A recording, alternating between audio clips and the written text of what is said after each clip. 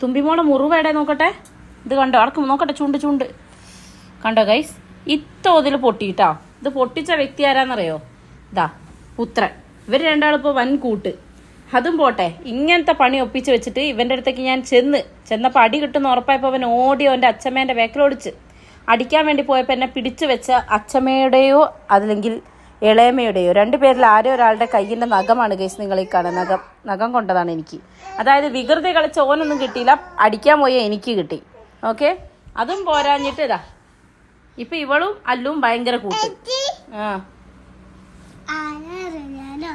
ആരാ അറിയാം? ഞാനാ വികൃതി കളിച്ചതെന്ന് അറിഞ്ഞോണ്ട് ചെയ്തതാണ്. ഇനി അങ്ങനെ ചെയ്താൽ അടി ഉറപ്പാ കേട്ടോ. ഇനി അങ്ങനെ ചെയ്യരുത് കേട്ടോ. ഉമ്മയൊക്കെ വെച്ചോ, അങ്ങനെ ചെയ്യരുത്. ആ കുട്ടിക്ക് എന്താ പറ്റിപ്പോയാലോ എന്ന് ആലോചിച്ച് നോക്ക്. എത്ര ചോര പോയി. ഈ ഇത് കേക്കുണ്ടോ? ഇനി ചെയ്യോ?